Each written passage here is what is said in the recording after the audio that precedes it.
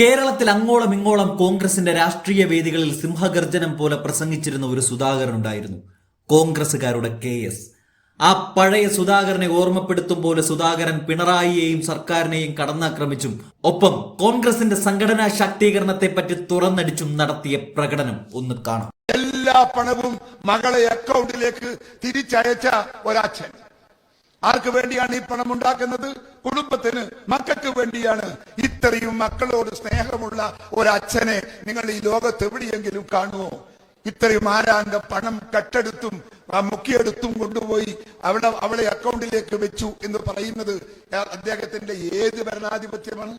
ഏത് ഭരണവികാരമാണ്? ആ വികാരത്തോടൊപ്പം കേരളത്തിൽ ആരാ നിൽക്കുക? നിങ്ങൾ പരിശോധിക്കേണ്ട CPM-ന്റെ ബന്ധുക്കൾ നിൽക്കുവോ? CPM-ന്റെ അനുയായികൾ നിൽക്കുവോ? നിൽക്കില്ല. അതുകൊണ്ട് ഈ സുവർണാവസരം നമുക്ക് ഉപയോഗപ്പെടുത്താൻ നിങ്ങൾ ഒന്ന് മനസ്സ് വെച്ചാൽ നമുക്ക് സാധിക്കുമെന്നാണ് എനിക്ക് നിങ്ങളോട് പറയാനുള്ളത്. പഞ്ചായത്ത് ഇലക്ഷൻ വരാൻ പോകുന്നു.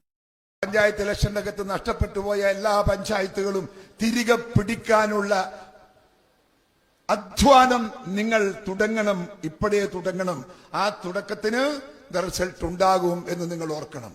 ഇവിടെ ഈ ഗ്രാമപഞ്ചായത്ത് തിരഞ്ഞെടുപ്പിന്റെ അകത്ത് നമുക്ക് നല്ല വ്യക്തിത്വമുള്ള ആളുകളെ കൊണ്ടുപോയി കാണിക്കണം. ഞാൻ ഒരു കാര്യം നിങ്ങളൊക്കെ പറയാം. നിങ്ങൾ ഈ ഗ്രൂപ്പും ക്രീപ്പും എന്നെല്ലാം പറഞ്ഞിട്ട് ഓരോരാളെയും കെട്ടിയെടുത്തിട്ട് കൊണ്ടുവന്നിട്ട് ഓനെ ആക്കണം ഇവരെ ആക്കണം എന്ന് പറഞ്ഞാൽ നമ്മൾ തമ്മിൽ തെറ്റും. ഉള്ള കാര്യം പറഞ്ഞാൽ കഴിവും പ്രാപ്തിയും ജനവിശ്വാസവും ഉള്ളവരായിരിക്കണം ഞങ്ങളുടെ സ്ഥാനാർത്ഥികൾ.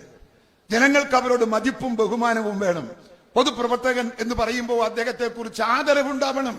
അങ്ങനെ അല്ലാത്ത ഓരോരുത്തരെ കൊണ്ടുവന്ന് കാണിച്ചിട്ട് ഇവിടെ പഞ്ചായത്തിലും അസംബ്ലിയിലും ഒക്കെ മത്സരിപ്പിക്കാൻ നിങ്ങൾ കരുതിയാൽ ഇത്തവണ നിങ്ങൾക്ക് മത്സരിക്കാൻ കഴിയില്ല, മത്സരിക്കാൻ അനുവദിക്കില്ല എന്ന് ഞാൻ ആണയിട്ട് പറയാൻ ഈ സന്ദർഭത്തിൽ ഞാൻ നിങ്ങളെ ഓർമ്മിപ്പിക്കുകയാണ്. അതുകൊണ്ട് നമുക്ക് ഈ അനുകൂലമായ സാഹചര്യം വിനിയോഗിക്കാൻ നിങ്ങൾ ഓരോരാളുകളും മനസ്സ് വെച്ച് പ്രവർത്തിക്കണം. കുടുംബയോഗം എല്ലാ ജില്ലയിലും കുടുംബയോഗത്തിൽ ഞാൻ നേരിട്ട് പോയി പങ്കെടുക്കുന്നുണ്ട്. ഇവിടെയും ഞാൻ മാഷോട് പറഞ്ഞിരുന്നു, ഇവിടത്തെ കുടുംബ സംഗമത്തിലും ഞാൻ പങ്കെടുക്കാൻ വരുമെന്ന് പറഞ്ഞിരുന്നു. പക്ഷേ അതിലിടക്ക് നടന്നു തോന്നുന്നില്ലേ? കുടുംബസംഗമം നടന്നില്ലേ? നടന്നു. അതുകൊണ്ട് എനിക്ക് പങ്കെടുക്കാൻ പറ്റിയിട്ടില്ല. ബാക്കി ഒട്ടുമിക്ക ജില്ലകളിലും ഞാൻ കുടുംബസംഗമത്തിൽ പങ്കെടുത്തിട്ടുണ്ട്. എന്തുകൊണ്ടും ചോദിച്ചാൽ ഈ കുടുംബസംഗമത്തിന്റെ അകത്ത് നമ്മൾ ചർച്ച ചെയ്യേണ്ടുന്നത് നമ്മളെ പരസ്പര ഐക്യമാണ്. നമ്മുടെ പരസ്പര ബഹുമാനവും അതിലൂടെ ഉണ്ടാക്കിയെടുക്കുന്ന പാർട്ടി പ്രവർത്തകന്റെ ഐക്യവുമാണ്. ഐക്യമുള്ള ഒരു ജനത നമുക്ക് വേണം. നമ്മളോടൊപ്പം നിൽക്കണം.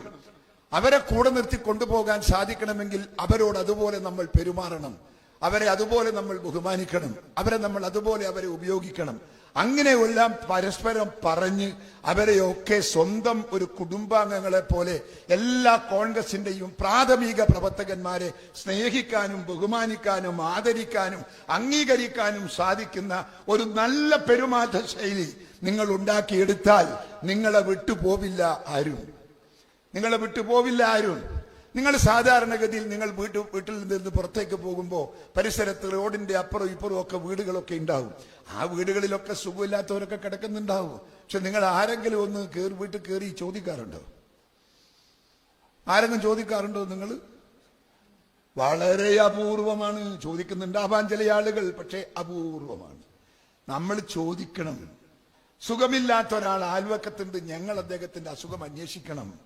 പഠിക്കാൻ കപ്പാസിറ്റി ഇല്ലാത്ത കുട്ടികളുണ്ട് നമ്മുടെ പരിസരത്ത്, അയൽവക്കത്ത്.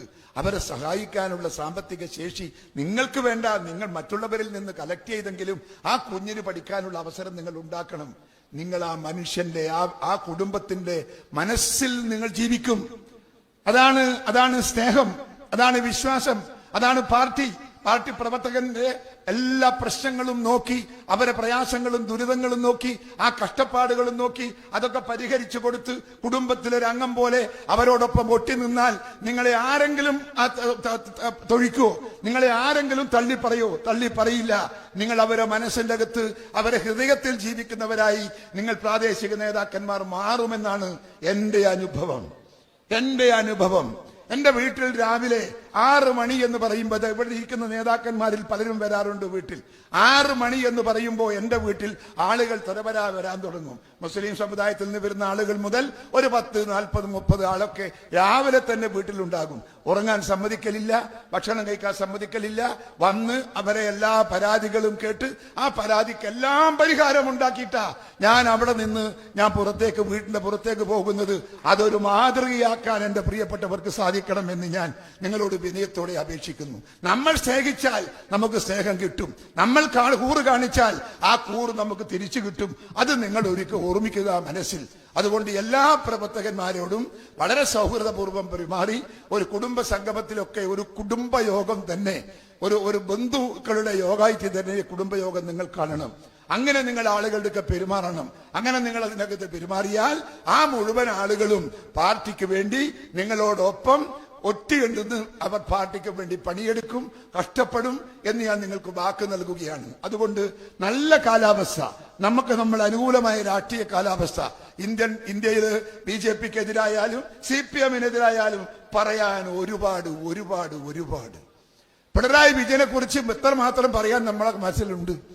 ഡോളർ കടത്തി, ആ ഡോളറിന്റെ പൈസ അവിടെ പോയി, വീണേന്റെ അക്കൗണ്ടിൽ പോയി. ഡോളർ കടത്തി, അതിന്റെ പൈസ അവിടെ പോയി, അത് അദ്ദേഹത്തിന്റെ വീണേന്റെ അക്കൗണ്ടിൽ പോയി.